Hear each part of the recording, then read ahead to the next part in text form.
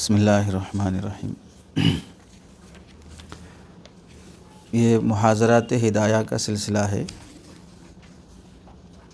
ہدایہ اول جب ہوئی تھی تو اس میں بعض محاضرے حج کے عنوان سے ہوئے تھے۔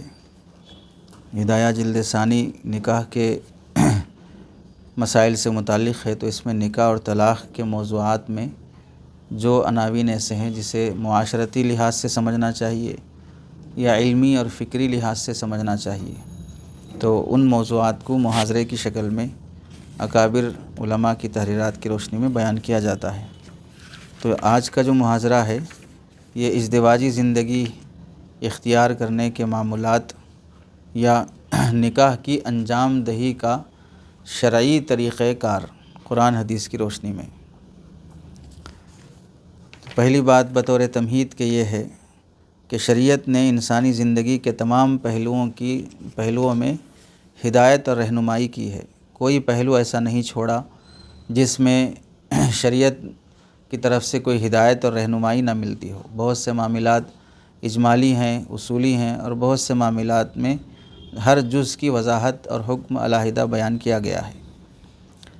دوسری بات یہ ہے کہ اس امت پر علماء کا بہت بڑا احسان ہے کہ کتاب و سنت کی تصریحات کی روشنی میں جو باتیں اجمالاً تھیں، جو باتیں اصولی تھیں، ان کو شریعت نے واضح انداز میں ذکر نہ کیا ہو یا ہم نہ سمجھ سکتے ہوں، تو علماء نے اسے بہت واضح انداز میں نکھار کر ہر پہلو پر ایسا لکھا کہ ایک ایک جز پر ایک کتب خانہ تیار ہو گیا۔ کوئی جز ایسا باقی نہیں ہے، کوئی مسئلہ ایسا باقی نہیں ہے جس پر کوئی کتاب نہ لکھی گئی ہو، بلکہ بعض مسائل تو وہ ہیں جس پر لائبریریاں ہیں، صرف ایک موضوع پر، ایک مسئلے پر۔ تیسری بات یہ ہے کہ قرآن کریم نے سب سے زیادہ توجہ قرآن مجید میں ایمانیات پر دی ہے۔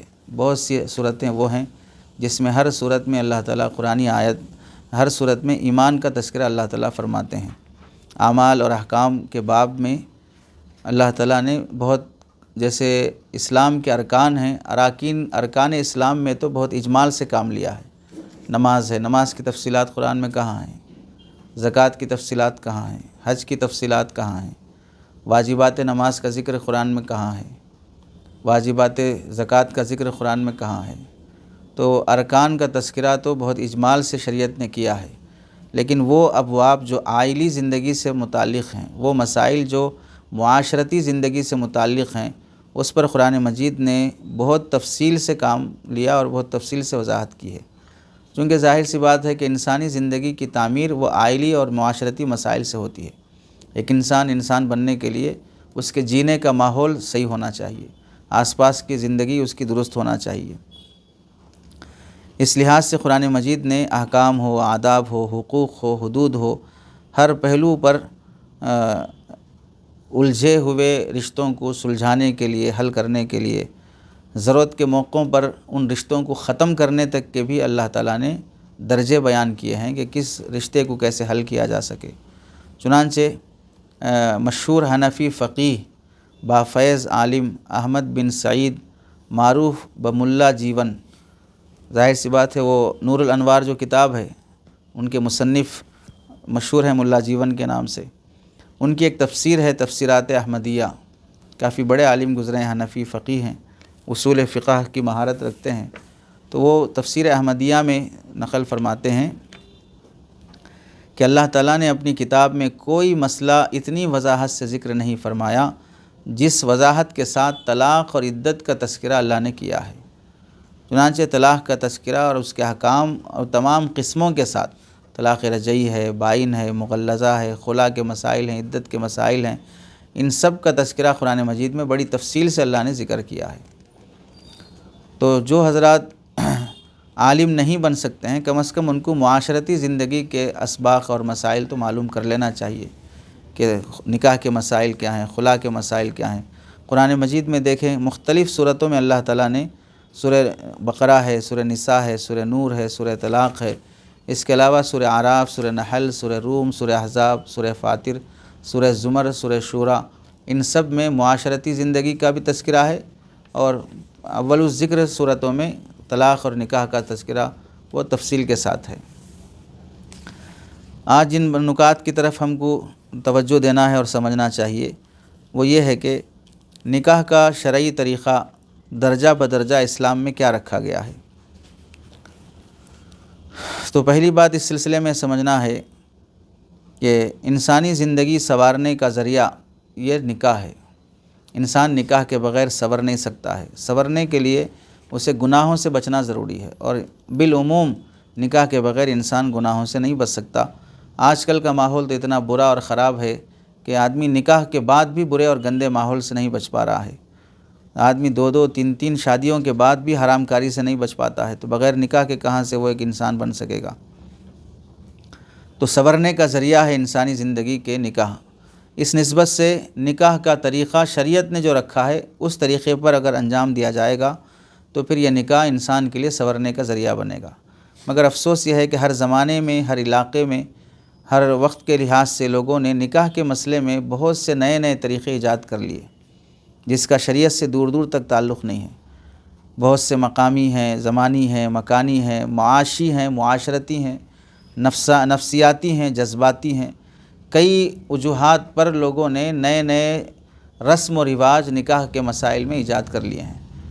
وہ علاقے کے لوگ ایسا نکاح کرتے، وہ زمانے میں ایسا نکاح ہوتا تھا، وہ جگہ میں نکاح اس انداز سے کیا جاتا ہے، ان کا نکاح کا جذبہ ایسا ہے، وہ معاشرہ نکاح میں اس طرح کے رسومات کا لحاظ رکھتا ہے۔ تو بہت سے چیزیں ایسی بڑھ گئی ہیں۔ بقول حضرت تھانوی رحمۃ اللہ علیہ کے اصلاح الرسوم میں جو حضرت نے تحریر فرمایا، منگنی کو حضرت تھانوی نے قیامت صغریٰ کہا اور نکاح کو حضرت تھانوی نے قیامت کبریٰ کہا۔ دونوں کو ملا کر 100 رسومات حضرت تھانوی نے ذکر کیے ہیں جو منگنی سے لے کر رخصتی تک ہوتے ہیں۔ 100 رسومات۔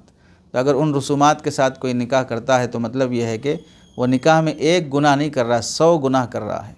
100 گناہوں کے ساتھ ہونے والے نکاح میں کہاں سے خیر و برکت رہے گی؟ اس واسطے ہمیں پہلے جزئی طور پر ایک ایک جز کو علیحدہ ہمیں سمجھنا چاہیے کہ نکاح میں شریعت نے کس انداز کو پسند کیا ہے، از اول تا آخر۔ تو پہلی بات اس سلسلے میں تو کل اگر دیکھی جائیں گی تو 25 سے 26 باتیں ہیں جو شرعی طور پہ نکاح کو انجام دینے کے سلسلے میں ہوتی ہیں، جز'اً سمجھنے کے لیے۔ تو پہلا جز اس سلسلے میں ہے کہ نکاح کے لیے رشتے کا انتخاب کیا ہونا چاہیے۔ بنیادی طور پر ظاہر سی بات ہے، ہم مسلمان ہیں تو بنیاد ایمان ہونا چاہیے۔ ایک مسلمان مومن ہونے کی بنیاد پر نکاح کرے، غیر مسلم سے نکاح درست نہیں ہوگا۔ قرآن مجید کی آیات سورہ بقرہ کی آیت نمبر 221 میں صاف طور سے منع ہے، وَلَا تَنْكِحُوا الْمُشْرِكَاتِ حَتَّى يُؤْمِنْ، مشرکات سے نکاح نہ کرو یہاں تک کہ وہ مومن نہ ہو جائیں۔ باندی اور غلام سے نکاح کرنا بہتر ہے مشرک اور مشرکہ سے نکاح کرنے کے مقابلے میں۔ تو یہ تاکید ہے۔ اور مشرک اور مشرکہ میں موجودہ زمانے میں عیسائی اور یہودی بھی داخل ہو جائیں گے۔ عزیہ کے ابواب میں تفصیل سے آ گیا کہ بہت سے عیسائی وہ ہیں جو برائے نام عیسائی ہیں ورنہ وہ ملحد اور دہریے ہیں۔ اور اکابر صحابہ اکرام نے اگرچہ کہ اس زمانے میں بھی، صحابہ کے زمانے میں عیسائی اور اہل کتاب سے نکاح کی اجازت تھی، اس کے باوجود بھی صحابہ اکرام عیسائی عورتوں سے نکاح کرنے کو پسند نہ فرمایا۔ چنانچہ حضرت عمر رضی اللہ تعالیٰ عنہ کو جب معلوم ہوا کہ بعض صحابہ اہل کتاب سے نکاح کر رہے ہیں تو خط لکھ کر تنبیہ فرمائی کہ عیسائی عورتیں جب ہمارے بچوں کی مائیں بنیں گی تو ان کی تربیت عیسائی ماں کرے گی۔ عیسائی ماں کی تربیت اور ایک مسلمان ماں کی تربیت میں بہت فرق ہوتا ہے، تو اس لیے صحابہ اکرام نے پسند نہیں کیا۔ آج مستقل ایک موضوع ہے بین مذاہب کا کہ مسلمان لڑکیاں غیروں کے ساتھ نکاح کرنے کے اسباب کیا کیا ہیں، مستقل اسے دیکھنا چاہیے کہ کن وجوہات سے یہ بلا اور وبا عام ہوتی جا رہی ہے کہ رشتے کے انتخاب میں ایمان کا بھی لحاظ نہیں رکھا جاتا ہے۔ دوسرا جز ہے اس سلسلے میں، ایمان کے بعد بنیادی چیز ہے دینداری اور کردار، جس کا لحاظ رکھنا چاہیے کہ اولین ترجیح یہ ہونی چاہیے کہ جب ہم کہیں پر نکاح کا پیغام دیں یا نکاح کا پیغام آئے تو آپ علیہ السلام کی حدیث کو سامنے رکھیں کہ آپ علیہ السلام نے فرمایا کہ اگر تمہارے پاس ایسے شخص پیغام لے کر آئے جس کے دین اور اخلاق تم کو پسند ہوں اور تم پسند کرتے ہو تو اس سے رشتہ کر دیا کرو۔ تو یہاں کیا بنیاد رکھی؟ دین اور اخلاق۔ تو دینداری اور کردار یہ دو بنیادی بات ہے کسی کے رشتے کے انتخاب میں۔ دنیاداری دیکھنا، حسن دیکھنا، عہدے دیکھنا، پراپرٹیز دیکھنا، ذاتی مکان دیکھنا، بہت سے دنیاوی مادیت کی چیزوں کو دیکھنا، یہ اسلامی نکاح کا طریقہ نہیں ہے۔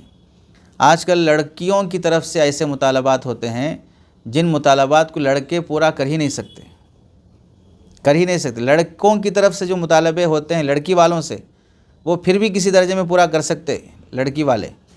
جیسے لڑکے والے بولے کہ ہمارے کو 5 لاکھ جہیز میں ہونا، جوڑے میں ہونا، اتنا سامان ہونا، فلاں گھڑی ہونا، فلاں موبائل ہونا، فلاں گاڑی ہونا، یہ سب فلاں فلیٹ ہونا، یہ سب چیزیں مانگیں گے، پھر بھی چلو بھی حیثیت والے ہیں تو لڑکی والے دے دیں گے۔ تو لڑکے کے والوں کے مطالبات وہ ہیں جو امکان ہے ان کا وجود میں آنا۔ لڑکی والوں کی طرف سے مطالبات ایسے ہوتے ہیں بعض مرتبہ کہ ان کا وجود میں آنا ہی بہت دشوار ہے۔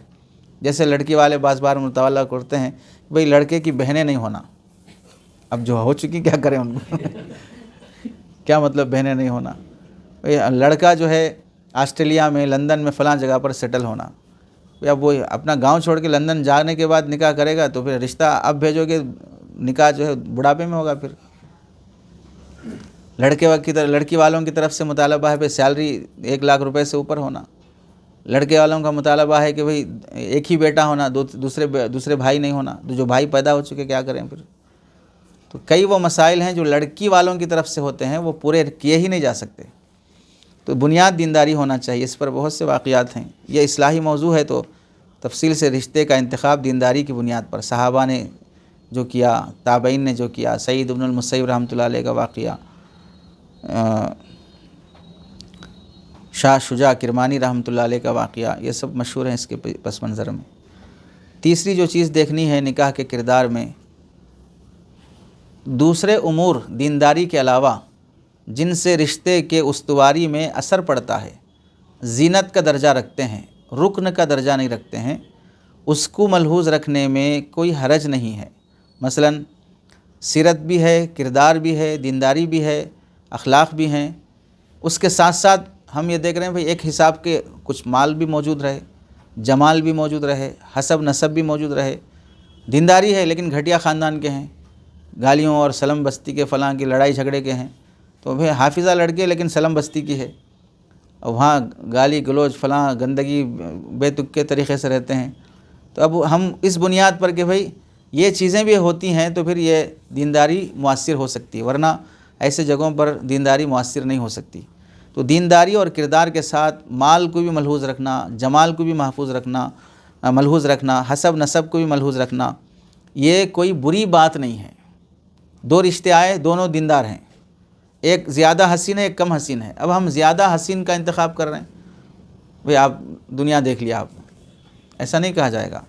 حسن کی بنیاد پر بھی رشتے جمتے ہیں بعض مرتبہ، وہی بنیاد نہیں ہے لیکن جمنے میں، رشتے کی استواری میں وہ ایک اثر رکھتے ہیں۔ تبھی تو آپ علیہ السلام نے شادی سے پہلے لڑکے کو اجازت دی ہے کہ وہ لڑکی کو دیکھ سکتا ہے، تاکہ دیکھنے کے بعد کسی بھی چیز کے بارے میں اطمینان ہو سکتا ہے۔ لیکن اولیت اور بنیاد ان چیزوں کو نہ رکھا جائے، مال کی بنیاد پر، جمال کی بنیاد پر، عہدے اور خاندان کی بنیاد پر نکاح نہ ہو۔ دینداری اور کردار کے بعد یہ چیزیں دیکھی جاتی ہیں تو کوئی بری بات نہیں ہے۔ چنانچہ حدیث پاک میں ہے، آپ علیہ السلام نے فرمایا کہ عورت 4 وجوہات سے نکاح کی جاتی ہے، مال کی وجہ سے، تنکح المرأۃ لاربعین، لجمالہا، لمالہا، لجمالہا، لحسبہا، ولدینہا، فاظفر بذات الدین، دین کو ترجیح دو۔ تو اس سے مطلب یہ ہوا دین کو ترجیح دینا چاہیے، باقی یہ چیزیں بھی اگر ملحوظ رکھی جاتی ہیں تو کوئی عیب کی بات نہیں ہے، اور اگر اسی کو بنیاد بناتے ہیں تو پھر وہ شریعت میں مذموم ہے۔ چنانچہ حدیث میں ہے، حسن کی وجہ سے نکاح مت کرو کیونکہ ان کے حسن کو اللہ تعالیٰ برباد کر دے سکتا ہے۔ تو علماء نے لکھا ہے کہ حسن کی بنیاد پر نکاح ہوگا تو شادی کے بعد اولاد خوبصورت پیدا نہیں ہوگی۔ اور مال کی وجہ سے نکاح مت کرو کیونکہ مال انسان کو سرکشی میں مبتلا کر سکتا ہے۔ تو اس کے تحت میں علماء نے لکھا ہے کہ مال کی بنیاد پر نکاح کرو گے تو اللہ شادی کے بعد قرضوں اور غربت کی زندگی میں مبتلا کر دیں گے، اور غربت کئی برائیوں کا دروازہ کھول دیتی ہے جس طرح دولت کھول دیتی ہے۔ دین کی بنیاد پر نکاح کرو، خواہ معمولی کالی کلوٹی باندی جو دیندار ہے وہ نکاح کے لیے بہت بہتر اور افضل ہے دینداری کی بنیاد پر۔ تو تیسری چیز جس کا لحاظ رکھنا چاہیے سیرت اور کردار، اس کے ساتھ اگر دوسرے امور کا لحاظ رکھا جاتا ہے جو رشتے کو استوار کرنے میں تو کوئی حرج نہیں ہے۔ چوتھی چیز ہے چوتھا نقطہ ہے خاندان اور حسب نسب کا لحاظ نہ رکھنا، یہ کلیتاً ممنوع یا ناپسندیدہ نہیں ہے۔ ایک بہت بہترین نقطہ ہے۔ ہدایہ میں آپ نے پڑھا کہ بھئی فَإِنَّ الْمَوَالِي قَدْ زَيَّعُوا أَنْسَابَهُمْ، فَإِنَّ الْأَعَاجِمَ، اجمی لوگوں نے اپنا نسب کیا کر لیا؟ ضائع کر لیا ہے۔ تو اس واسطے حسب نسب دیکھنے کی ضرورت نہیں ان لوگوں میں۔ اس کا مطلب یہ نہیں ہے کہ حسب نسب دیکھنا ناپسند ہے، حسب نسب کو بنیاد بنانا ناپسند ہے۔ اگر اچھا خاندان دیکھ کر نکاح ہو رہا ہے، بنیاد وہ نہیں ہے، بنیاد انسان کی سیرت، کردار، دینداری کے ساتھ ساتھ خاندان بھی دیکھا جا رہا ہے، تو یہ کوئی بری بات نہیں ہے۔ چونکہ بسا اوقات ایسا ہوتا ہے کہ مال وغیرہ سے زیادہ انسان کی رشتے میں، استواری میں خاندان بنیاد ہوتا ہے۔ اچھے گھرانے کے لوگ اچھی سوچ والے ہوتے ہیں، گھٹیا ذات کے لوگ گھٹیا سوچ والے ہوتے ہیں۔ تو خاندان کو مکمل اگنور کر دینے کی شریعت میں تعلیم نہیں ہے۔ خاندان کو بنیاد بنانا، چاہے وہ دیندار ہو نہ ہو، ان سب کو چھوڑ دے کر، یہ شریعت میں ایک ناپسندیدہ چیز ہے۔ اگر خاندان بھی ملحوظ رکھا جاتا ہے دینداری کے ساتھ، کردار اور سیرت کے ساتھ، تو یہ شریعت میں کوئی بری بات نہیں بلکہ بہتر بات ہے۔ چنانچہ حدیث پاک میں کفو کا جو لحاظ رکھنے کی بات کی گئی ہے، وہ اسی وجہ سے کہ برابری والے لوگوں کی سوچ ایک ہوتی ہے، اونچ نیچ ہو جاتی ہے تو پھر سوچ میں بھی اونچ نیچ اور فرق پڑ جاتا ہے۔ پانچویں بات جس کا لحاظ رکھنا چاہیے کہ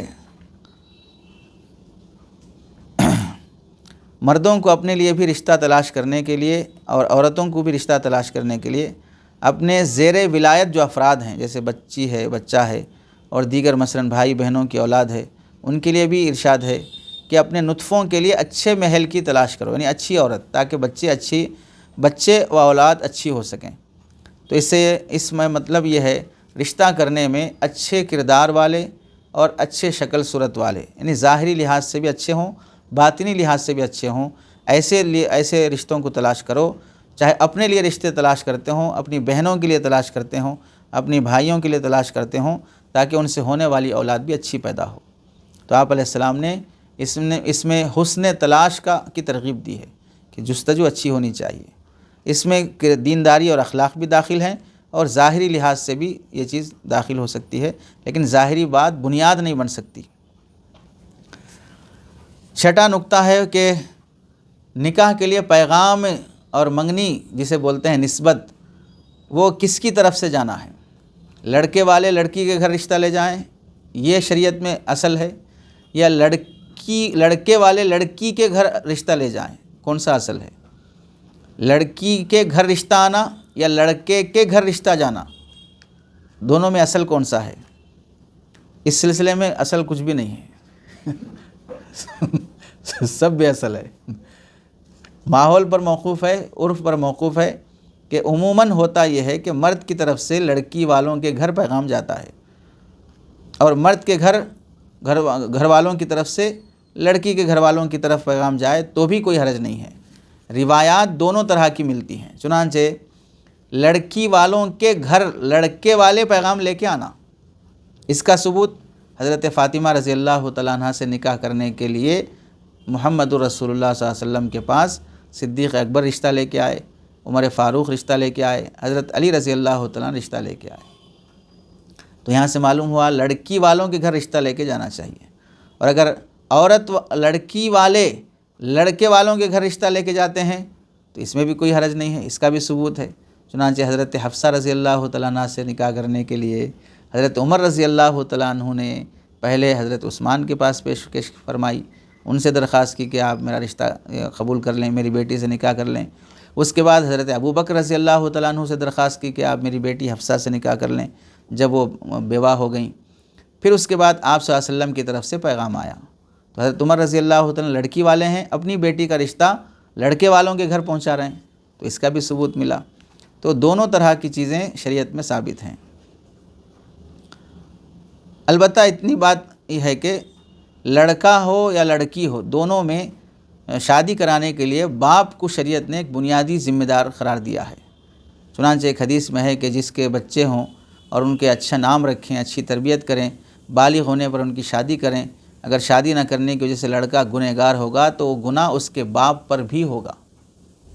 تو باپ کو بنیادی کردار دیا گیا ہے شادی کرنے کے سلسلے میں، چاہے وہ نکاح کا مسئلہ لڑکی کا ہو لڑکی بالغ ہو گئی، مناسب رشتہ آیا، پھر تاخیر ہو رہی ہے اور گناہ میں مبتلا ہو گئی، باپ بھی اس کے جرم میں شریک رہے گا، اور بیٹا اگر گناہ کرے گا تو وہ باپ کو بھی اس کے سر گناہ ہوگا۔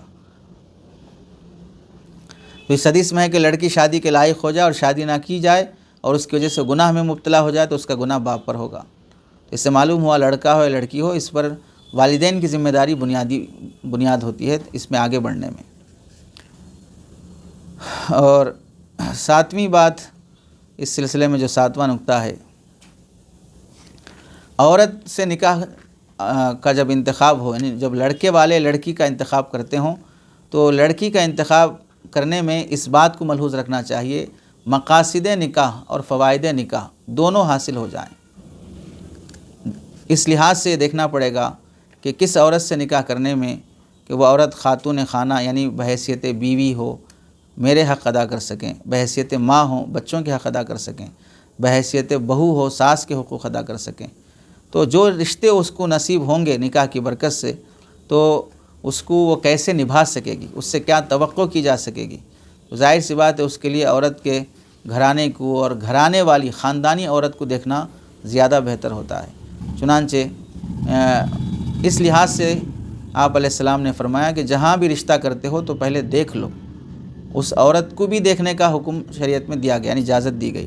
چنانچہ اس لحاظ سے اگر دیکھا جائے تو آپ علیہ السلام کی ایک حدیث ہے جمع الفوائد کی کہ ایسی عورت سے شادی کیا کرو جو زیادہ بچے پیدا کرنے والی ہو اور شوہر سے خوب محبت کرنے والی ہو۔ تزوج الولود الودود، زیادہ اولاد دینے والی اور زیادہ بچے پیدا کرنے والے، یہ محبت کرنے والی، کیونکہ نکاح کا ایک بڑا مقصد ہے اولاد کا حصول اور شوہر کے گھر و اولاد کی دیکھ ریکھ، اور شوہر کے گھر کی حفاظت، بچوں کی حفاظت، ان کی تربیت وہی عورت کر سکتی ہے جو شوہر سے خوب محبت کرتی ہے۔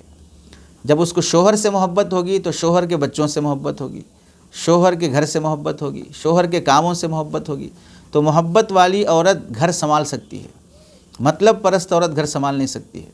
تو اس لیے آپ علیہ السلام نے زیادہ محبت کرنے والی عورت سے، ظاہر سی بات ہے محبت جو کام کروا سکتی ہے وہ کام دوسری چیزیں نہیں کر سکتی۔ آدمی محبت میں کتنے کام نہیں کر لیتا ہے، پیسہ نہیں ملتا اس کے عوض میں۔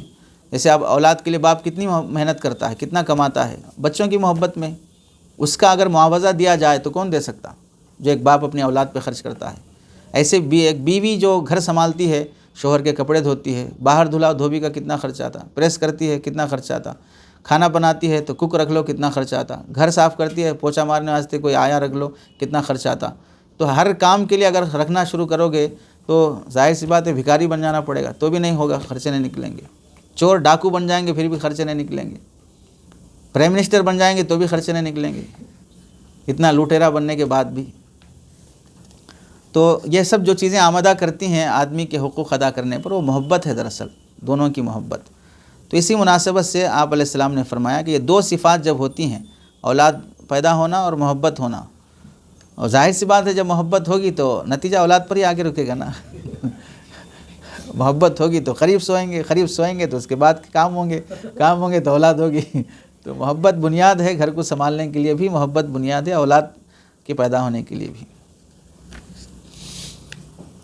اور جہاں حدیث میں آیا ہے کہ نیک صالح عورت یہ دنیا کی بہترین چیز ہے، دنیا کلھا متاع وخیر متاع الدنیا المرأۃ الصالحہ، تو وہاں پر یہی عورت مراد ہے جو زیادہ محبت کرنے والی ہو اور زیادہ اولاد جنم دینے والی ہو۔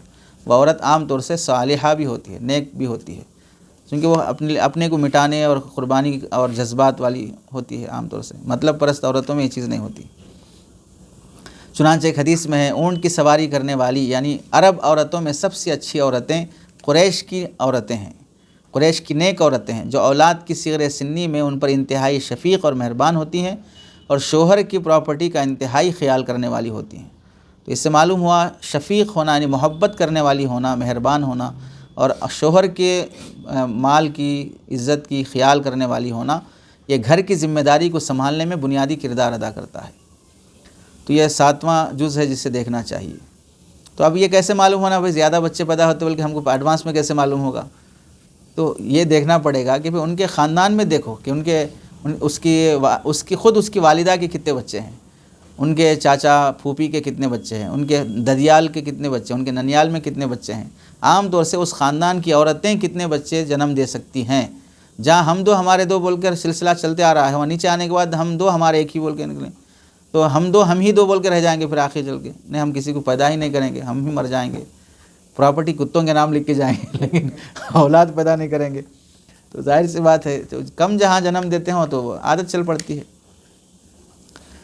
تو یہ تجربے کے طور پہ دیکھ لینا چاہیے، مشاہدہ۔ 8واں جو نقطہ ہے جس کی طرف توجہ دینی چاہیے، رشتے کا فیصلہ کرنے سے پہلے جانبین یعنی دونوں طرف کے ایک دوسرے کے حق میں اطمینان حاصل کر لینا ضروری ہے۔ ہونے والا شوہر اور اس کے گھر والے، اسی طرح ہونے والی بیوی اور اس کے گھر والے، دونوں کا فرض ہے کہ رشتہ جن مصلحتوں اور توقعات کو سامنے رکھ کر کیا جاتا ہے، ان مصلحتوں اور فوائد کو سامنے رکھتے ہوئے ہر فریق دوسرے سے متعلق معلومات حاصل کر کے اطمینان کر لے، اور یہ معلومات ایک دوسرے سے ملاقات کر کے ہو، ایک دوسرے کے گھریلو اور خاندانی حالات سے متعلق ہو، ان کے معمولات اور معاملات سے واقفیت کے ذریعے سے ہو، بالواسطہ ہو بلا واسطہ ہو، کسی بھی طرح ہو، بہر صورت یہ مکمل جانچ پڑتال کر لینی چاہیے۔ اگر ہمارے بزرگ فرماتے ہیں کہ اگر حضرت جبرائیل علیہ السلام آ کر بتائیں کہ فلاں گھر کی لڑکی تمہارے لیے بہت مناسب ہے، تو بھی کہیں گے آپ بہت بہتر فرماتے ہیں، میں پھر بھی تحقیق کر لیتا ہوں۔ ظاہر سی بات ہے، حضرت جبرائیل علیہ السلام کی سوا کے بولیں گے تو نہیں، صرف بتانا یہ ہے کہ تحقیق کی اہمیت کو بتانا ہے، ورنہ پھر بولیں گے کہ بھئی حضرت جبرائیل کی انسلٹ کر دیے، نعوذ باللہ، ان کی بیعت بھی کر دیے۔ ارے کیوں بولیں گے حضرت جبرائیل تمہارے کو وہاں رشتہ کرو بول کے؟ کس کس کو بولے آپ اب تک؟ ایک حضرت نبی کریم صلی اللہ علیہ وسلم کی خصوصیت تھی تو اللہ کی طرف سے آئے تھے۔ بتانا ہے کہ کتنا بھی معتبر آدمی آپ سے بولے کہ آپ فلاں جگہ رشتہ کر سکتے ہیں، آنکھ بند کر کے آپ اپنا بچہ دے دیجئے، آنکھ بند کر کے اپنی بیٹی دے دیجئے۔ کیوں؟ اس واسطے کہ آنکھ کھولیں گے تو نہیں دے سکتے آپ۔ ہم کو کیا معلوم تھا یہ مطلب مراد ہوگا۔ تو اس واسطے بہر صورت دیکھ لینا چاہیے، معلومات کر لینا چاہیے۔ عورت اپنے ہونے والے شوہر کو دیکھنے کے سلسلے میں تو کوئی نص ثابت نہیں ہے، اور نہ ہی یہ پسندیدہ معمول رہا ہے کہ مرد عورت کو دیکھے شادی سے پہلے، اس کا تو ثبوت ہے، لیکن عورت اپنے ہونے والے شوہر کو دیکھے یہ نص سے ثابت نہیں ہے۔ لیکن ظاہر سی بات ہے، ثابت نہ ہونے کی وجہ یہ ہے کہ عورت کے حق میں چونکہ پردے کا حکم غالب ہے کہ آپ نگاہیں نیچے رکھیں، آپ میں حیا زیادہ ہوتی ہے، مرد ویسے بھی بے شرم ہوتا ہے، ٹھیک ہے، دیکھ لے تو کیا کریں، یہ راستہ چلتے ہوئے بھی آپ کے لیے نقاب ہے، حجاب ہے۔ اور دوسری بات ہے کہ عورت کی طرف سے دیکھنے والے خود ان کے اولیاء اور ماں باپ ہوتے ہیں، ماں باپ کا فیصلہ زیادہ بہتر ہوتا ہے عورت کے حق میں۔ اور دوسری بات، عورت کو خود اگر بیٹی کا رشتہ ماں دیکھے تو ظاہر سی بات ہے کیسے دیکھے گی؟ ماں کے اندر بھی قلت عقل ہے، حیا موجود ہے، فیصلے کی قوت موجود نہیں ہے۔ تو عورتوں میں چونکہ بہت سی خوبیوں کی ضرورت ہوتی ہے، اور عموماً رشتے مرد دیکھتے ہیں، عورتوں کو اگر رشتہ دیکھنے کی ذمہ داری دی جائے تو پھر اس صورت میں غلطی ہو سکتی ہے، تساہل اور تسامح ہو سکتا ہے، انتخاب درست نہیں ہو سکتا ہے۔ عام طور سے عورت کی طرف سے انتخاب کیا ہوا رشتہ طلاق خلا پہ جا کے رکتا ہے، چونکہ وہ فی الفور حاصل ہونے والے فوائد کو دیکھتے ہیں، مستقبل میں حاصل ہونے والے نتائج کو وہ نہیں دیکھ پاتی ہیں۔ چنانچہ ہمارے تجربے اور مشاہدے میں بھی بہت سے رشتے وہ ہیں جس کا انتخاب عورت نے کیا، نتیجہ یہی ہوا کہ گھر برباد ہو گیا، شوہر کی چلنے نہیں دیے، اپنی چلائی، رشتے کرا دیے، انتقال ہو کے چلے گئے، ابھی بھی جھگڑے چل رہے ان کے خاندانوں میں، مناسب نہیں تھا رشتہ، جمنے والا نہیں تھا۔ اس واسطے رشتے کا انتخاب کرنے میں عورتوں کو شریعت نے ذمہ دار نہیں بنایا ہے، مردوں کو شریعت نے ذمہ دار بنایا ہے۔ 9واں جو مسئلہ ہے، نقطہ جس کی طرف لحاظ رکھنا چاہیے، رشتے کا انتخاب طے ہو جانے کے بعد اور طے پانے کے بعد اس بات کا بھی لحاظ رکھنا چاہیے کہ جلد سے جلد رشتہ ہو جائے، یعنی نکاح ہو جائے۔ رشتہ طے ہونے کے بعد جلد سے جلد نکاح ہو جائے، تاخیر مناسب نہیں ہے۔ مگر کوئی بڑی مصلحت ہو تو ٹھیک ہے، ورنہ عموماً منگنی ہونے کے بعد، نسبت طے ہونے کے بعد 2 سال کے بعد نکاح، 5 سال کے بعد نکاح جو رہتا ہے، عام طور سے اس سے پہلے کئی نقصانات ہوتے ہیں جو دیکھے جا رہے ہیں سماج میں۔ کیا نقصان ہو سکتا ہے؟ رشتہ طے ہو جانے کے بعد لڑکی کے بھی دماغ میں ہے، لڑکے کے بھی دماغ میں ہے میرے فلاں سے رشتہ ہو چکا ہے۔ اب فون آسانی سے مل جاتا، اب فون کر کے کسی دن خیریت، کیا کھائے، آج کیا بنائے تمہاری امی، کون سا ڈریس پہنے آج آپ، آج کون آئے تھے آپ کے گھر کو، آج دوپہر میں کیا بننے والا ہے، رات میں کب سوتے آپ، فالتو قسم کی باتیں ہوتے رہتے۔ ارے کب تو بھی سن دو، کیا تو بھی کرن دو، آپ کو کیا کرنا ہے، کیا پکائے، آپ کو بلا کے ڈالتے کیا، کھاؤ بول کے، نہیں پکائے تم جا کے پکاتے کیا، فالتو سوالات رہتے رات بھر کے۔ تو پھر اس کے بعد ہوتے ہوتے کیا ہوتا، ایک بار پلیز ویڈیو کال کرو نا، میں آپ کو دیکھنا چاہ رہا ہوں۔ تو وہاں سے شروع، خالی ایک بار کرو بس، ایک بار ویڈیو کال ہوتا، دوبارہ ہوتا، نارمل عادت بن جاتی۔ پھر تھوڑا جسم کا فلاں حصہ دکھاؤ، فلاں چہرہ دکھاؤ، فلاں یہ دکھاؤ، ننگے ویڈیو کال شروع ہو جاتے، فوٹوز لیے جاتے، ویڈیوز بنائے جاتے۔ پھر آہستہ آہستہ نتیجہ یہ بھی ہوتا کہ بعض مرتبہ جب حیوانیت بھڑک جاتی ہے، آدمی کو کی حیا کی مت ماری جاتی ہے، تو تنہائی میں ملنے کی باتیں ہوتی، گندی باتیں ہوتی۔ پھر جب گھر میں ماں باپ نہیں ہیں تو خلوت میں بلا لیا جاتا، پھر صحبتیں ہو جاتی، زنا ہو جاتا۔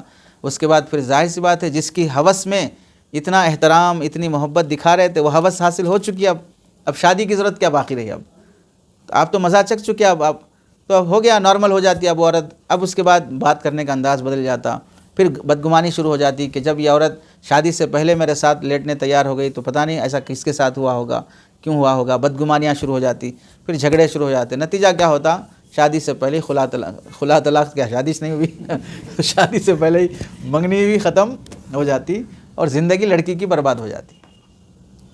چونکہ ظاہر سی بات ہے، لٹ کے تو عزت وہ چلا گیا نا، اس کی عزت کیا لوٹی، لڑکے کی عزت کیا گئی ہے، لڑکی کی عزت چلی گئی ہے۔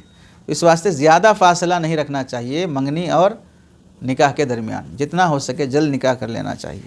ایسے واقعات ہو چکے ہیں، اور حدیث پاک میں آپ علیہ السلام نے فرمایا کہ جب 3 چیزوں میں تاخیر نہ کرو، نماز کو اس کا وقت آ جانے پر، جنازہ تیار ہونے پر، کسی عورت کا مناسب رشتہ مل جانے پر، اس میں تاخیر نہ کرو۔ 10واں مسئلہ ہے، نقطہ ہے جس کی طرف توجہ دینی چاہیے۔ رشتہ طے کرنے کے مراحل میں یہ بات بھی ہے کہ مہر طے کر لیا جائے۔ آج ہی مہر کا تذکرہ پڑھیں آپ، تو مہر میں تو یہ بات آئی، تذکرہ مہر نہ ہو، ترک مہر ہو، نفی مہر ہو، بہر صورت نکاح ہو جائے گا۔ لیکن مہر کا طے کر لینا یہ اسلامی آداب اور طریقوں میں سے ہے، کیونکہ مہر ضروری چیز ہے، اس کا معمول ہر زمانے میں رہا ہے۔ تو رشتہ طے کرنے کے ساتھ مہر کی بھی تعین کر لی جائے، اور کم از کم نکاح کا مرحلہ آنے پر، یعنی ایجاب اور قبول اور اس کی مجلس قبول سے پہلے بہر صورت مہر طے ہو جانا چاہیے۔ اور اگر پہلے سے طے نہ کرنے کی گنجائش اگرچہ کہ کتاب و سنت کے روح سے ہے، نہیں کریں گے تو نکاح ہو جائے گا، لیکن پھر بھی طے کر لینا شریعت میں پسندیدہ چیز ہے۔ 11واں نقطہ ہے، شریعت میں نکاح کا مہر طے کرنے میں کم از کم مقدار 10 درہم ہونی چاہیے، اس سے کم نہیں، اس سے کم مہر رکھنا درست نہیں ہے۔ کم رکھا جائے گا تو شریعت کا جو مقرر کردہ مہر ہے وہی دینا واجب ہوگا، اور کم از کم جو مقدار ہے 10 درہم ذکر کی جا چکی ہے۔ اس کے بعد اگر بڑھانا چاہے، اختیار ہے، جتنا چاہے بڑھا کر دینا چاہو، جائز ہے، مگر شریعت میں پسندیدہ نہیں ہے۔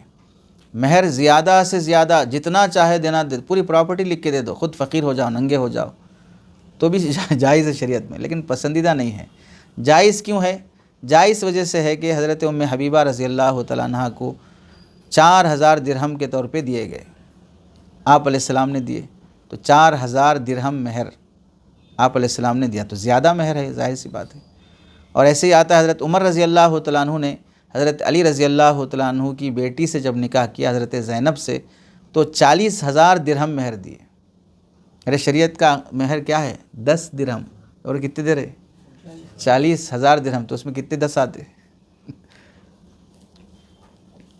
تو زیادہ مہر دینا جب صحابہ سے، آپ علیہ السلام سے ثابت ہے، تو جواز ثابت ہوا اس سے۔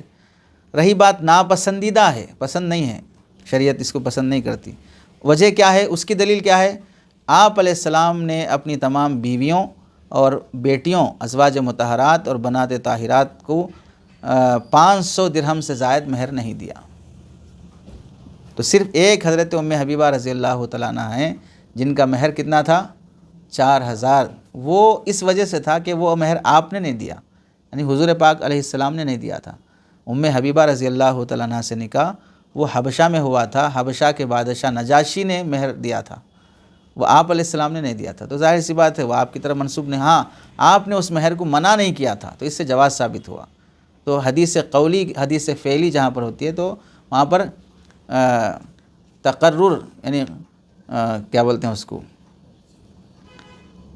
یعنی کوئی کام آپ علیہ السلام کے سامنے ہوتا ہوا ہو اور آپ اسے منع نہ کریں تو وہ بھی کیا رہتا ہے، دلیل کا درجہ تقریر بولتے ہیں نا اس کو آپ یاد دلا دیے، جزاک اللہ، خطیب لوگ ہیں آپ تقریر کرتے ہیں تو یاد رہتا ہے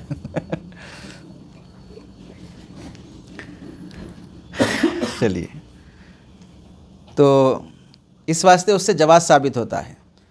ناپسندیدہ ہونے کی وجہ آپ علیہ السلام نے نہ اپنی بیٹیوں کو دیا، نہ اپنی بیویوں کو دیا، ازواج مطہرات کو۔ حضرت عمر رضی اللہ تعالیٰ عنہ کی وہ حدیث مشہور ہے کہ لوگوں بڑا چڑھا کر مہر مت رکھو، یہ کوئی عزت اور فخر کی بات نہیں ہے۔ اگر بڑا چڑھا کر مہر رکھنا کوئی فخر کی بات ہوتی تو حضور علیہ السلام اس کا اہتمام کرتے۔ میرے علم کے مطابق آپ نے اپنی بیویوں میں سے کسی کو 40 اوقیہ یعنی 480 درہم سے زیادہ مہر نہیں دیا ہے۔ 480 درہم یعنی سمجھو 500 درہم یا 480 درہم، بس اتنا ہی تھا، تو زیادہ مہر شریعت میں پسندیدہ نہیں ہے۔ حضرت ام حبیبہ رضی اللہ تعالیٰ عنہ کا مہر اس واسطے زیادہ شمار نہیں ہوتا چونکہ وہ مہر نجاشی شاہ حبش نے دیا تھا اور آپ علیہ السلام نے اس کا انکار نہیں فرمایا تھا، تو انکار نہیں فرمانے کی وجہ سے جواز ثابت ہوا، مگر آپ کا معمول وہ نہیں رہا جو اتنا زیادہ کا، تو اس وجہ سے پسندیدہ نہیں رہا۔ اور آپ علیہ السلام کی حدیث بھی ہے کہ عورت رشتے اور مہر میں آسانی کا معاملہ کرے تو اس میں خیر و برکت ہوتی ہے، اور ایک حدیث میں سب سے اچھا مہر وہ ہے جس کی ادائیگی آسان ہو، اور آسان کس کی ادائیگی ہوتی ہے، کم ہو تو ادائیگی آسان ہے، زیادہ ہو تو مشکل ہے، تو اس واسطے مہر میں زیادتی نہیں ہونا چاہیے، زیادتی ہو تو ناپسندیدہ ہے۔ اور جو معمول ہے آپ علیہ السلام کا اس زمانے میں اتنا بھی دے لینا بہت بڑی بات ہے، سمجھے۔ آج کل کے جتنے بھی کر رہے ہیں مولوی برادری بالعموم اور پھر جو دیندار برادری بالخصوص، یہ لوگ وہ ہیں جو 10 درہم کے آس پاس گھرتے ہیں بس، ورنہ زیادہ مہر کا رواج ان لوگوں میں بھی نہیں ہے جسے شریعت زیادہ بول سکے۔ اب آپ دیکھ لیں نبی کریم صلی اللہ علیہ وسلم اپنی ازواج مطہرات اور بنات طاہرات کو جو مہر دیا تھا وہ 500 درہم کے آس پاس تھا۔ 500 درہم یعنی 40 اوقیہ، تو 480 درہم 500 درہم کو اگر ہم اندازہ کریں موجودہ زمانے میں گولڈ ریٹ کے حساب سے تو اس کی قیمت ہوگی 1,07,100 روپے، 1,07,100 روپے۔ یہ وہ مہر ہے جس کو شریعت پسند کرتی ہے، جو آپ علیہ السلام نے اپنی بیٹیوں کو دیا تھا، اپنی ازواج مطہرات کو دیا تھا۔ آج کتنے وہ لوگ ہیں جو 1,07,100 روپے مہر دینے کے لیے تیار ہوں؟ یہ تو ریٹ بدلتے رہ سکتا ہے، جیسے سونے کا ریٹ کم زیادہ، چاندی کا ریٹ کم زیادہ ہوتا ہے، تو 1,00,000 روپے مہر ہوتا ہے عام طور سے دیکھا جائے تو کون دیں گے، کون دے رہا ہے؟ 40,000 50,000 لاکھ روپے کمانے والے، 2 لاکھ کمانے والے بھی 5,000 مہر، 11,000 مہر، 12,000 مہر، 25,000 رکھ لیا تو بہت بڑی بات ہے۔ آپ لوگوں کو ایسے کنجوس اور فقیر نہیں بننا چاہیے۔ میں عام طور سے کہتا ہوں کہ کم از کم 1 مہینے کی تنخواہ تو متعین کرو اپنی مہر میں، 1 مہینے کی تنخواہ تو متعین کرو، 1 مہینے کی تنخواہ نہیں، 1 مہینے کی آمدنی۔ مولویوں میں 2 باتوں کا بہت فرق کرنا چاہیے تنخواہ اور آمدنی۔ تنخواہ وہ تو متعین رہتی ہے، کتنی ہے تنخواہ آپ کے مدرسے میں؟ بھی 15,000 ہے بس۔ آمدنی کتنی ہے؟ ماشاءاللہ وہ نہیں بولے جا سکتے اللہ تعالیٰ بہت برکت دے رکھا ہے تو 1 مہینے کی آمدنی کم از کم متعین کر دینا چاہیے مہر کے سلسلے میں۔ اور عام طور سے شہر کے مولویوں کی آمدنی بالعموم 25 سے 30,000 سے کم نہیں ہے، شہر کے مولویوں کی آمدنی 25-30,000 سے کم نہیں ہے الحمدللہ، اور یہ زیادہ نہیں ہے لیکن گزارے کے لیے کافی ہے، برکت والی ہے، اور جسے ہم برکت والا کہیں وہ واقعتاً برکت والی ہوتی ہے، یعنی ہم سے مراد مولوی برادری بھی اس کو برکت سمجھے۔ ایک ہے کہ جاہل برادری اس کو برکت سمجھتی ہے اور کم دے کے بولتے ہیں برکت ہوتی ہے مولوی صاحب کو، تو وہ برکت کے پیسے اس جاہل کو دے دے کے اس کے نحوست کے ہم لے لیں گے یہ ہماری برکت تم رکھ لو، اور تم جتنا لوٹ رہے ہو وہ ساری نحوست ہم کو دے دو، ہم اسے صاف کر لیں گے وہ جاہلوں کی برکت مراد ہے۔ مطلب ہے کہ ہمارا ان سے سوال نہیں ہے، لیکن تم برکت کے نام سے جو ہماری حق تلفی کر رہے ہو، استحصال کر رہے ہو، اس کا دفاع مقصود ہے۔ 12واں نقطہ جس کی طرف توجہ دینا چاہیے، رشتہ طے ہو جانے کے بعد جانبین کی مصلحت کے مطابق ایجاب اور قبول کا وقت بھی طے کر لیا جائے کہ نکاح کب ہوگا، وقت آنے پر ایجاب اور قبول بھی ہو جائے۔ جو لڑکے اور لڑکی کے اولیاء جہاں جمع ہو جائیں وہاں ہو سکتا ہے ایجاب اور قبول۔ ایجاب اور قبول کس کے یہاں ہونا چاہیے، کوئی پابندی والی بات نہیں ہے، یعنی لڑکی والوں کے گھر جا کے وہیں سے نکاح ہونا، لڑکے والوں کے گھر آ کے وہاں نکاح ہونا۔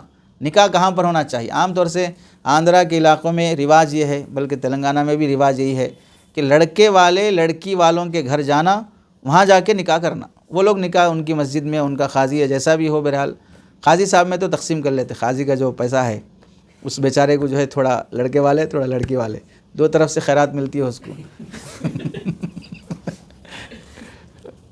اور بعض مرتبہ لڑکے لڑکی والے دونوں سے بغیر بولے کہ انہیں خود وصول کرتا ہے، لڑکی والوں سے 5,000، لڑکے والوں سے 5,000۔ عام طور سے یہاں شہر حیدرآباد کی قاضیاں ایسے ماشاءاللہ وہ لوٹ رہے ہیں، شاید لوٹ رہے ہیں کا لفظ غلط بول دیا ہوں گا۔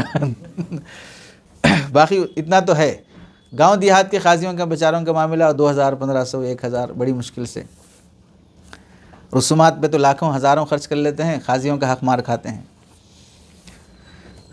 تو رشتہ طے کرنے کے بعد ایجاب اور قبول کہاں ہونا چاہیے، یہ کوئی پابندی والی بات نہیں کہ عام طور سے بعض علاقوں میں لڑکی والوں کے گھر جا کے نکاح کر لاتے ہیں، اور شریعت میں ایسی کوئی قید نہیں ہے کہ لڑکی والوں کے یہاں جا کے ہی نکاح کریں، لڑکی والے بھی آ سکتے، لڑکے والوں کے گھر نکاح کر کے جائیں، ہو سکتا ہے، ایسا کوئی مسئلہ نہیں ہے۔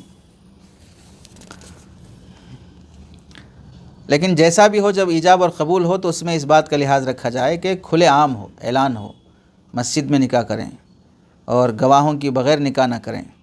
جو عورتیں گواہوں کے بغیر نکاح کرنے پر راضی ہو جاتے ہیں، حدیث میں آیا ہے، جمع الفوائد کی حدیث ہے اور ترمذی کی حدیث ہے، مرفوعاً اور موقوفاً روایت ہے کہ وہ عورتیں بازاری اور فاحشہ عورت شمار ہوں گی، زانیہ عورت شمار ہوں گی جو تنہائی میں نکاح کرنا چاہتے ہیں۔ تو نکاح کھلے عام ہونا چاہیے، اس لیے بعض موقعوں پر نکاح کے لیے جمعہ کا دن بھی ہونا، نماز کے بعد کا وقت ہونا، یہ سب فقہاء نے آداب لکھے ہیں تاکہ کثیر مجمع میں نکاح ہو سکے۔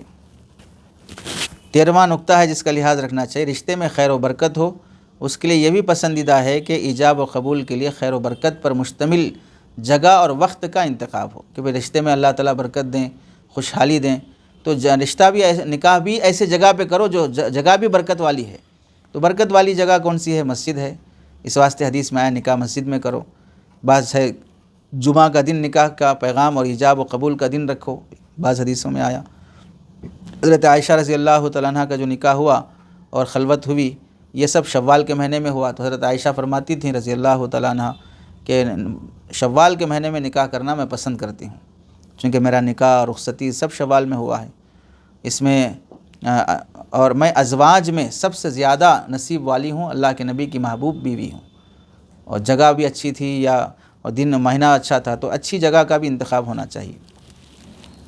پینشن ہالوں میں نکاح کرتے ہیں بیوقوف قسم کے لوگ، اور بعض بدتمیز وہ بھی ہیں جو مسجدوں میں نکاح کرنے کو عیب سمجھتے ہیں، بعض جاہل قسم کے علم کے نام پہ دھبا ہیں، مولوی کہلانے والے نالائق قسم کے لوگ ہوتے ہیں جو اس کے خلاف بولتے ہیں کہ مسجدوں میں نکاح کرنا عیب ہے، مسجدوں میں نکاح کرنا بدعت ہے، کسی حدیث سے ثابت نہیں ہے۔ حدیثیں پڑھے تو معلوم ہوتا ہے، حدیثوں کے نام پہ خالی پکارتے رہے تو کہاں سے معلوم ہوگا؟ چلانے سے اگر حق ثابت ہوتا ہے تو سب سے زیادہ گدھا چلاتا ہے، تو حلال ہونا چاہیے، پھر بھی حرام ہے وہ، ایسے تھوڑی ہوتا کہ چلانے سے حق ثابت ہو جائے گا۔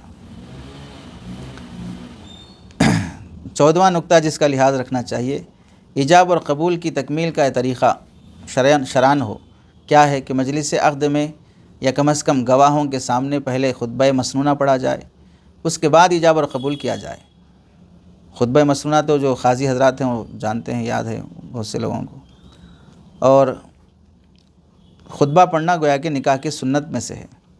خطبے کے ساتھ اور خطبے کے بعد ایجاب اور قبول یہ سنت ہے۔ ایجاب و قبول کے لیے خطبہ ضروری نہیں ہے، بغیر خطبے کی بھی ایجاب و قبول ہو جائے گا، لیکن خطبہ نکاح کا ہونا انتہائی خیر اور برکت کا باعث ہے، اس لیے نکاح بغیر خطبہ نکاح کے نہیں کرنا چاہیے۔ بعض روایت میں بغیر خطبے کے ایجاب اور قبول کی بھی تذکرہ آپ علیہ السلام سے ثابت ہے کہ آپ نے بغیر خطبہ پڑھائے کے بھی نکاح کرایا ہے بعض صحابہ اور صحابیات کا، لیکن وہ آپ علیہ السلام کی شان تھی، وہ دعائیں شامل تھیں، ہمیں یہ سنت نہیں چھوڑنی چاہیے۔ 15واں نقطہ جس کا لحاظ رکھنا چاہیے، ایجاب اور قبول کی تکمیل کے بعد اہل مجلس کے درمیان جو تقریب میں شامل ہیں، تکمیل انعقاد جو عقد ہے اس کی تکمیل کی خوشی کی مناسبت سے کسی بھی قسم کی شیرینی کا تقسیم کا لحاظ رکھنا یہ کوئی حرج کی بات نہیں ہے۔ بعض روایات میں چھوارے اور بعض روایات میں کھجور بہتر ہے ان کا تذکرہ۔ اب چھوارے ہوں یا کھجور ہوں، ان کو تقسیم بھی کیا جا سکتا ہے اور اس طرح پھیلا کر پھینک کر لٹایا بھی جا سکتا ہے، لیکن آج کل کے لحاظ سے بہتر یہ ہے، حضرت تھانوی اور دیگر علماء نے پسند یہی کیا ہے مسجد کے آداب کا لحاظ رکھتے ہوئے کہ ایسا پھینکا نہ جائے بلکہ تقسیم کیا جائے۔ یہ زیادہ بہتر مسئلہ ہے، مسجد کے آداب، بھگدڑ مچنا، کسی کو تکلیف پہنچنا، اس سب لحاظ سے۔ لیکن یہ عاجز اپنی طرف سے ایک بات یہ کہتا ہے، آج کل بہت سے نکاحوں میں ایک بد اخلاقی یہ شروع کر لیے ہیں لوگ، وہ کیمیا کے کھجور لا کر تقسیم کرنا شروع کر لیے، ڈبے لا کے۔ وہ کیمیا کوئی کھجور ہوتا ہے؟ اسے کھجور بولنا ہی، کھجور کے نام پہ کھجور ہے۔ کھجور بعض جگہوں پر ایک گالی بھی ہے، بعض مرتبہ بیوقوف قسم کے لوگوں نے جارے کھجور بولتے ہیں۔ تو ایسے لوگ رہتے ہیں کہ کیمیا تقسیم کر رہے ہیں۔ کیمیا پہلے وہ کیمیکل والا، اسے کھجور ہی نہیں کہا جا سکتا۔ کھجور اپنی فطرت میں اتنا نرم تھوڑی ہوتا ہے، اسے شیرہ لگا کے، کیمیکل ڈال کے، فلاں ڈال کے۔ واقعتاً چھوارے تقسیم کریں یا اعلیٰ کوالٹی کے کھجور تقسیم کریں، یہ بالکل گھٹیا قسم کے شادی کے موقع پر اس طرح نہیں کرنا چاہیے۔ منع کر دینا، کھانا ہی نہیں، لینا ہی نہیں ویسے کیمیا والے کھجور۔ لا کر دیا تو بھی اپن لے کے اس کے منہ میں ڈال دینا، تم ہی کھا لو میرا بھی۔ 16واں نقطہ جس کا لحاظ رکھنا چاہیے کہ جب ایجاب اور قبول ہو جائے اور تقریب نکاح مکمل انجام پائے تو اگر لڑکی کے اہل خانہ، لڑکی والے، ان کی طرف سے کھجور کی تقسیم ہو یا مٹھائی کی تقسیم ہو یا کھانے کا نظم ہو، اور جو لڑکی والے اپنی وسعت کے مطابق اور اس میں کوئی حرج نہیں، بوجھ برداشت کیے بغیر کرتے ہوں تو اس میں حرج نہیں ہے، جواز اس کا ثابت ہوتا ہے۔ بعض احادیث سے استحباب کی بات بھی آئی ہے۔ یہ جو مسئلہ ہے لڑکی والوں کی طرف سے کھانا کھلانے کا وغیرہ کا، یہ شرائط پر موقوف ہے۔ موجودہ زمانے میں وہ شرائط بہت کم پائے جاتے ہیں، اس واسطے علماء اس سے منع کرتے ہیں کہ نہیں کرنا چاہیے۔ عام طور سے لڑکی والوں سے کھانے کا مطالبہ ہوتا ہے، لڑکی والوں سے عدد کا مطالبہ ہوتا ہے کہ ہماری طرف سے 400 فقیر آئیں گے کھانے کے لیے آپ کے پاس۔ ظاہر سی بات ہے، کبھی 400 فقیر کی جگہ 500 فقیر ہو جاتے تو ان ساروں کو کہاں سے کھلائیں گے ہم لوگ؟ تو کھانے کی وجہ سے بعض مرتبہ لڑکی والوں کو قرضہ لینا پڑتا ہے، سود پہ لینا پڑتا ہے اور پراپرٹی بیچ دینا پڑتا ہے، سماج کی طرف سے دباؤ ہوتا ہے، کئی مسائل ہوتے ہیں۔ تو بہتر یہ ہے کہ لڑکی والوں کی طرف سے کھانے کا کوئی نظم نہ ہو، اس میں عافیت ہے، شریعت کی مزاج شناسی بھی ہے۔ 17واں نقطہ جس کا لحاظ رکھنا چاہیے کہ نکاح کے موقع پر زیب و زینت کا انتظام اور اہتمام کرنا، جسم کی صفائی ہے، بال کی صفائی ہے، لباس کی صفائی ہے، زیور کا اہتمام ہے، یہ شریعت پسند کرتی ہے، لڑکی کے لیے بھی، لڑکے کے لیے بھی، اور ان دونوں کی خلوت گاہ کے لیے بھی۔ جس بیڈ روم میں ان کے کا نظام کیا جائے اس کی صفائی، مناسب حد تک اسراف کے بغیر اس کی سجاوٹ میں کوئی حرج نہیں ہے۔ سجانے کا اختیار خوشی کے موقع پر شریعت سے ثابت ہے۔ چنانچہ حضرت فاطمہ رضی اللہ تعالیٰ عنہ کے نکاح سے متعلق جو روایات آئی ہیں اس میں بھی دلہن اور دولہا کو سجانے کا ذکر ہے۔ حضرت عائشہ رضی اللہ تعالیٰ عنہ کی رخصتی کا تذکرہ احادیث میں ہے۔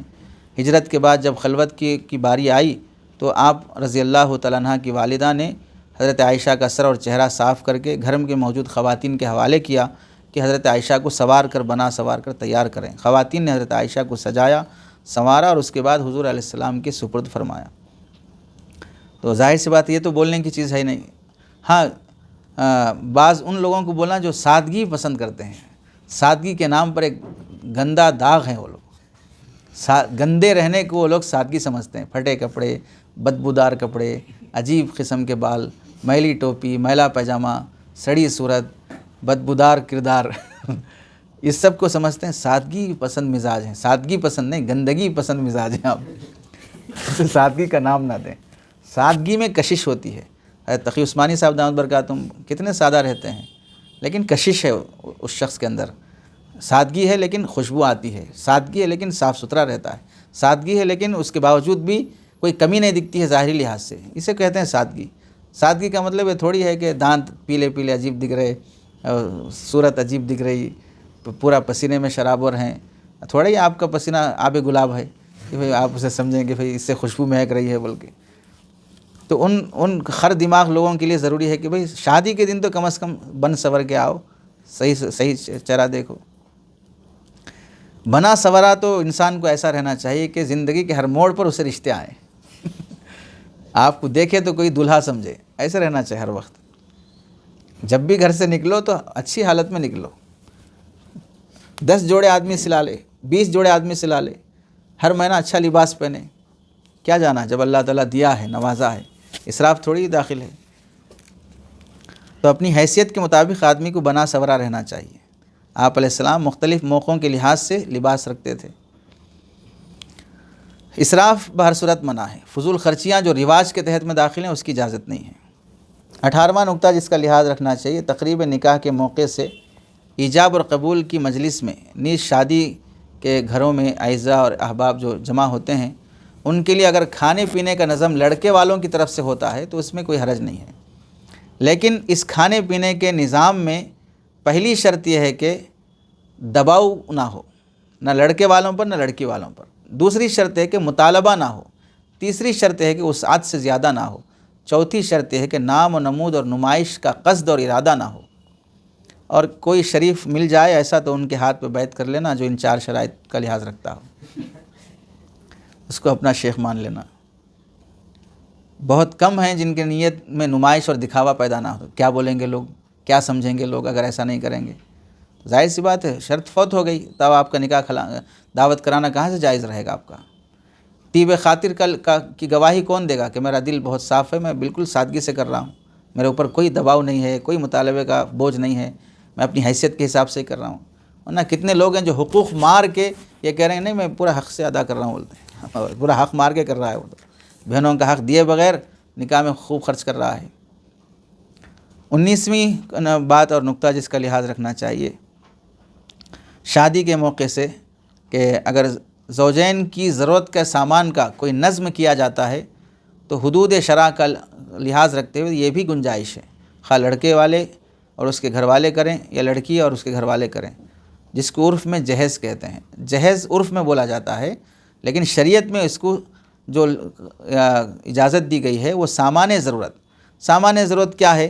سامان ضرورت میں جیسے حضرت فاطمہ رضی اللہ تعالیٰ عنہ کو اللہ کے نبی علیہ السلام نے ایک کمبل، ایک مٹکا اور اذخر نامی گھاس سے بھرا ہوا ایک تکیہ دیا تھا، ضرورت کا سامان ہے وہ۔ اور دینے کی وجہ بھی یہ تھی کہ بھئی حضرت علی رضی اللہ تعالیٰ عنہ کو خود اللہ کے نبی پال رہے ہیں، حضرت فاطمہ رضی اللہ تعالیٰ تو بیٹی ہیں، تو اب گھر کا بچہ ہی گویا کہ داماد بن رہا ہے، تو اب دونوں کی ذمہ داری گویا کہ آپ علیہ السلام پر ہے، تو اس واسطے دے رہے ہیں۔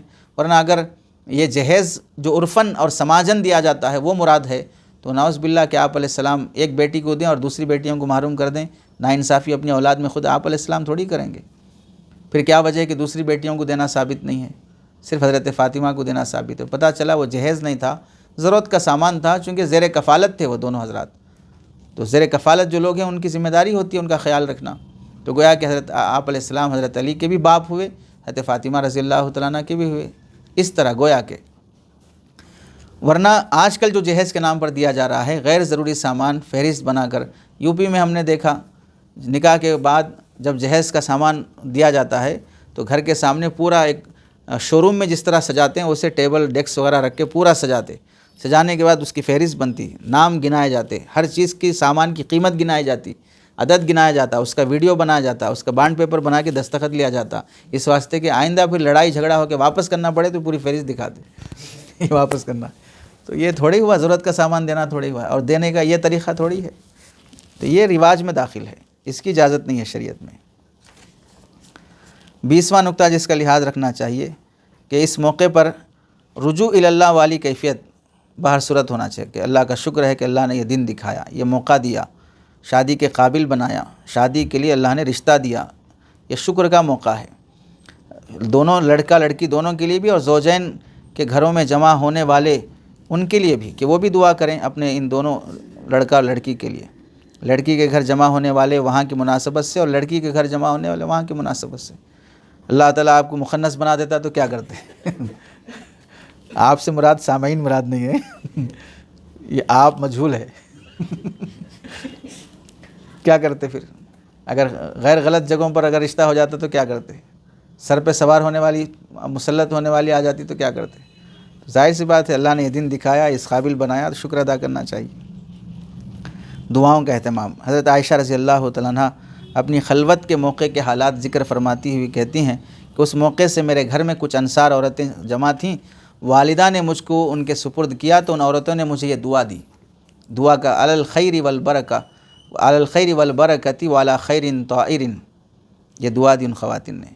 ایسے ہی ایک اور دعا مشہور ہے، بارک اللہ لک وبارک علیک وجمع بینکما بخیر، اور ایک دعا ہے بارک اللہ لک وبارک اللہ علیک، بارک اللہ لک وبارک اللہ علیک، یہ تثنیہ کے صیغے کے ساتھ بھی بول سکتے ہیں، بارک اللہ لکما بارک اللہ علیکما وجمع بینکما خیر بخیر۔ تو بہرحال یہ دعا کا اہتمام ہونا چاہیے۔ 21واں نکتہ ہے، زوجین کے والدین کو بھی اپنے بچوں کے لیے، لڑکے کے والد لڑکی کے والد، اس موقع کی مناسبت سے دعا کا اہتمام وہ خود بھی اپنی اولاد کے لیے کریں۔ چنانچہ حضور پاک صلی اللہ علیہ وسلم حضرت فاطمہ اور حضرت علی رضی اللہ تعالیٰ عنہما دونوں کو الگ الگ دعا دی اس موقع پر۔ چنانچہ دعا کے الفاظ میں یہ شامل ہے، اللہم بارک فیہما وبارک علیہما وبارک لہما فی شملہما۔ اور ایسے ہی خلوت گاہ میں داخل ہوتے وقت جب لڑکی کو اس کے کمرے میں بھیجا جائے تو اس موقع پر آپ علیہ السلام کی دعا ہے، ادخل بسم اللہ باہلک علی برکۃ، اپنے گھر والوں کے پاس جاؤ اللہ تعالیٰ کی برکت کے ساتھ۔ تو یہ دعاؤں کا اہتمام ہونا چاہیے۔ کس کو یاد رہتی ہیں؟ کون دعاؤں کا اہتمام کرتا ہے؟ کتنی برکت کی دعا کا سکھا دینا اللہ کے رسول کی طرف سے بڑا انعام ہے امت پر، یہ دعائیں یاد رکھنا چاہیے۔ 22واں نکتہ ہے، خلوت کے موقع آنے پر، خلوت کی جگہ میں پہنچنے کے بعد خود زوجین کو بھی خصوصی طور پر دعاؤں کا اہتمام کرنا چاہیے۔ اب دونوں بیٹھ کے 1 گھنٹہ دعا کر رہے ہیں، ایسے نہیں، اتنے بھی صوفی نہیں بننا چاہیے وہاں پر، صوفیت کے نام پہ دھبا نہیں بننا چاہیے۔ وہ خلوت صحبت کی خاطر ہے، اس صحبت سے پہلے اللہ سے دعا مانگ کے جائے، کیا پتہ ناکام ہو جائیں آپ، ساری زندگی شرمندگی اٹھانا پڑے گا۔ ہر شب قدر بودے تو شب قدر بے قدر بودے، شیخ سعدی نے جیسے فرمایا رحمہ اللہ، ہر رات اگر شب قدر ہوتی تو پھر شب قدر بے قدر ہوتی، تو ایسے اگر ہر رات اگر شب زفاف ہوتی تو شب زفاف بے زفاف ہوتی، کوئی لذت ہی نہ ہوتی۔ زندگی میں ایک بار آتی ہے رات، بعض نادان تو یہ تک بھی کہہ دیتے ہیں کہ وہ شب قدر تو ہر سال آتی ہے، شب زفاف ایک ہی بار آتی ہے، تقابل کی ضرورت نہیں ہے۔ تو دعا مانگ کے جانا چاہیے۔ حیوانیت پر بھی آمادہ نہیں ہونا، یہ رات پھر بار بار نہیں ملتی بلکہ حیوان نہیں بن جانا چاہیے۔ ہم بستری کے موقع کی دعا عام ہے، اس کا اہتمام ہونا چاہیے۔ پہلی رات کے موقع کی دعا آپ علیہ السلام نے سکھائی ہے۔ دعا ہتھیار ہے مومن کا، اس واسطے ان کا لحاظ رکھنا چاہیے، حفاظت کا سامان ہے۔ بسم اللہ اللہم انی اسألک خیرہا وخیر ما جبلتہ علیہ واعوذ بک من شرہا وشر ما جبلت علیہ، یہ دعا آپ علیہ السلام کی پہلی رات کی دلہن کے موقع پر، اور بعض دعائیں سر پر ہاتھ رکھ کر پڑھنا بھی ثابت ہیں۔ ایک روایت میں آیا، جب زوجین خلوت میں ہو جائیں تو مرد باوضو کھڑا ہو اور عورت کے پیچھے عورت کھڑی ہو، اور اس کے یعنی مرد کے پیچھے عورت کھڑی ہو، اور دونوں 2 رکعت نماز ادا کریں، اور نماز کے بعد مرد یوں دعا کرے، اللہم بارک لی فی اہلی وبارک لی اہلی فیہ، اللہم ارزقہم منی وارزقہم منی، اللہم اجمع بیننا ما جمعت فی خیر وفرق بیننا اذا فرقت بخیر۔ پہلی رات کی کتنی برکت والی دعائیں دیں۔ اے اللہ بارک لی فی اہلی، میرے اہل و عیال میں برکت دے، اور میرے اہل و عیال کی وجہ سے مجھ میں برکت دے، اور اللہم ارزقہم منی، میری وجہ سے ان کو روزی دے، ان کی برکت سے مجھے روزی دے، اور ہم دونوں کو جب تک جمع کر کے رکھے خیر اور عافیت کے ساتھ، اور جب تفریق ہو جانی ہو، جدا ہونا ہو، تو بھی خیر اور عافیت کے ساتھ۔ پہلی رات مانگا جا رہا ہے، خلا طلاق کی نوبت ہی نہیں آئے گی ان دعاؤں کی برکت اگر شامل رہے گی۔ اور 23واں نکتہ ہے جس کا لحاظ رکھنا چاہیے، زوجین کے درمیان جو جسمانی اور ازدواجی تعلق اس دن ہوتا ہے یا اس رات یا اس کے بعد، اس کا تذکرہ غیر سے کرنا یہ خلاف حیا ہے، شریعت میں منع ہے۔ حضور علیہ السلام نے اس متعلق مختلف انداز سے تنبیہ فرمائی۔ بعض روایات میں ہے کہ بدترین خیانت اور قیامت کے موقع کی انتہائی ذلت ہے یہ عمل کہ آدمی تنہائی میں ہونے والے جسمانی تعلق کا دوستوں میں تذکرہ کرے۔ چنانچہ ایک روایت میں کتنی سخت بات فرمائی کہ اگر کوئی خلوت میں ہونے والے اس جسمانی تعلق کا تذکرہ کسی سے کرتا ہے، وہ ایسا ہے گویا کہ بیچ راستے اور سڑک پر لوگوں کے سامنے صحبت کیا، اتنا گھٹیا شخص ہے وہ۔ اور یہ بدتمیزی جو ہے آج کل نوجوان دوستوں میں، نوجوان سہیلیوں میں بہت پائی جاتی ہے۔ دوست کو خلوت گاہ میں بھیجنے کے بعد بار بار ہونا بول کے فون کر کے ڈسٹرب کرتے رہتے ہیں۔ تو اب ظاہر سے اب ان لوگوں کو بھی معلوم ہے فلائٹ موڈ میں رکھ دو، اپن جا رہے اوپر فلائٹ موڈ میں رکھ دو، ارے فلائٹ میں جا رہے نا اپن، ختم۔ اور پھر اس کے بعد دوسرے دن پریشان کرتے پھرتے رہتے، کیا ہوا، کیسا ہوا، پہلے کیا بولے، پہلے کیا کرے۔ یہ سب حیوانوں جیسے بے حیا بے شرموں کے سوالات ہیں۔ 24واں نقطہ جس کا لحاظ کرنا چاہیے، شادی کرنے والا مرد عورت یعنی ہونے والی بیوی جو ہے اس کے حق میں اپنے گھر کی عورت نیز خرابت والی عورتوں کے ذریعے عورت کی شکل و صورت نیز سب ان باتوں کا لحاظ رکھنا چاہیے کہ شکل صورت کے لحاظ سے بھی مطمئن ہو جائے۔ یہ نقطہ آخر میں آیا، جبکہ پہلے منگنی کے موقع پہ آنا چاہیے۔ میں انتظار کر رہا تھا کہ بھئی آئے ہی نقطہ۔ نسبت کے موقع پر ہی دیکھ لینا چاہیے، لڑکا لڑکی کو دیکھ لے رشتے کے موقع پر، اس سے اطمینان ہو جاتا ہے۔ اس لیے مرد کو بھی ہونے والی بیوی کو دیکھنا اگرچہ کہ ضروری نہیں ہے لیکن اجازت ہے۔ احادیث میں یہ بات آئی ہے اور معاملے کی اہمیت کی وجہ سے اس کی اہمیت بھی ذکر کی گئی ہے۔ یعنی آپ علیہ السلام کو معلوم ہوا کہ فلاں جگہ پر فلاں صحابی رشتہ کر رہے ہیں، تو آپ نے فرمایا دیکھ لیا ہے؟ نہیں دیکھیں، تو آپ نے فرمایا دیکھ لو۔ حضرت معاویہ رضی اللہ تعالیٰ عنہ سے فرمایا، کسی اور موقع سے اور صحابی کو فرمایا جہاں رشتہ کر رہے ہیں وہاں دیکھ لو۔ لیکن دیکھنے کا طریقہ سماج میں ہے جو ہے وہ غلط ہے۔ وہ کیا طریقہ ہے؟ سماج میں طریقہ ہے کہ لڑکی والے لڑکی کو دیکھنے کے لڑکے والے آتے ہیں، لڑکے کا باپ، لڑکے کے 3-4 بھائی، لڑکے کا چاچا، لڑکے کا ماموں، یہ سارے حولے پہلے دیکھ لیں گے۔ اس کے بعد لڑکے کو دکھانے نہیں دکھانے پہ بحث ہوگی۔ ارے جس سے ہونا ہے اس کو نہیں دکھا رہے، دوسرے سارے جا کے دیکھ لے کے آ رہے۔ اب اس کے بعد پھر دکھانے کا انداز بھی کیسا، لوگ جمع ہیں، ادھر سے بھی 15 20 25 40 لوگ، ادھر سے بھی 40 50 لوگ، پورے محلے میں ٹام اور پھیل گیا کہ رشتہ ہو رہا ہے۔ اب اس کے بعد بٹھا کے سب کے سامنے دکھا رہے ہیں، اور اگر رشتہ پسند نہیں آیا ریجیکٹ کر کے جا رہے ہیں۔ تو اتنے سارے لوگ دیکھا کیوں پھر؟ جس کو نکاح کرنا ہے صرف اس کو دیکھنے کی اجازت ہے بس۔ اور اس طرح منگنی کے رسم اور رواج کے تحت جو بڑا پروگرام کر کے دکھایا جاتا ہے اس کی اجازت نہیں ہے۔ اس سے جب لڑکی کا رشتہ ریجیکٹ ہو جاتا ہے تو اور رشتے آنا بند ہو جاتے ہیں۔ پتہ نہیں 3-4 لوگ آئے، دیکھے، ریجیکٹ کر کے چلے گئے، دوسرے لوگ دیکھنے بھی تیار نہیں ہوتے۔ دیکھنے کا یہ طریقہ جو سماج میں ہے یہ شرعاً معقول نہیں ہے، بلکہ بے حیائی اور ناپسندیدگی پر مشتمل ہے۔ کسی بھی شکل سے دیکھ لے۔ طریقہ کیا ہے؟ اپنی بہن پر اعتماد ہے، بہن دیکھ کے بولی اچھی ہے، بس ختم، اعتماد کر لو۔ آج کل کوئی نہ کوئی فوٹو تو ہوگا، منگنی کے لیے الگ سے فوٹو اٹھانے کی ضرورت نہیں ہے، اس واسطے کہ منگنی کے لیے جو فوٹو اٹھایا جاتا ہے وہ دھوکے باز فوٹو ہوتا ہے۔ وہ فوٹو آپ کو کیا کر دیتا ہے؟ دھوکہ دے دیتا ہے، چونکہ اس فوٹو میں جیسی ہوتی ہے وہ حقیقت میں ویسی نہیں ہوتی ہے۔ اور دوسری بات یہ ہے کہ عورت کو ہر حال میں جس شکل میں تم دیکھنا چاہتے ہو وہ شکل کون سی ہے؟ بنی سوری ہوئی یا نارمل صورت؟ نارمل صورت۔ نارمل صورت والی فوٹو دیکھو، پسند ہے ٹھیک، ورنہ ختم۔ اب فوٹو دیکھتے ہو بنی سوری ہوئی اور زندگی گزارتے ہو نارمل صورت کے ساتھ۔ اس بیوقوفی پہ ہر شوہر راضی ہے۔ ارے نہیں سمجھے؟ اس بیوقوفی پہ ہر شوہر راضی ہے۔ نارمل حالت والی صورت دیکھو بس ختم۔ کسی بھی بہانے سے دیکھا جا سکتا ہے، بنا سوار کر دیکھنا کوئی ضروری نہیں ہے۔ 25واں نقطہ جس کا لحاظ رکھنا چاہیے، زوجین کے درمیان خلوت کے بعد ولیمہ کرنا مرد کی ذمہ داری ہے، شوہر کی ذمہ داری ہے۔ روایات میں ولیمے کا تذکرہ بہت اہتمام سے آیا ہے۔ نکاح کی دعوت سے متعلق اتنا اہتمام کا تذکرہ نہیں ہے جتنا ولیمے کی دعوت سے متعلق تذکرہ ہے۔ تو ولیمے کا معاملہ حسب استطاعت ہے، حالات کے لحاظ سے ہے، اس میں بھی حدود کا لحاظ رکھنا چاہیے۔ آپ علیہ السلام نے جہاں ولیمے کا اہتمام فرمایا وہاں پر اعتدال کا بھی نمونہ پیش کیا۔ چنانچہ ہجرت کے بعد آپ نے مدینہ منورہ میں 9 ولیمے فرمائے، مگر صرف ایک ولیمے میں گوشت اور روٹی کھلائی اور فراخی اور وسعت سے کھلائی۔ اس کے علاوہ جن ولیموں کا تذکرہ ہے بہت ہلکے اور سادہ پیمانے پہ کیے۔ کسی میں ایک سیر کے قریب جو، کسی میں کھجور، کسی میں پنیر، کسی میں گھی، کسی میں حلوہ، کسی میں صرف دودھ، بس ختم۔ کسی میں اپنا بھی کھانا نہیں، دوسرے صحابہ کا کھانا، اپنا روٹی، ختم، یہی ولیمہ۔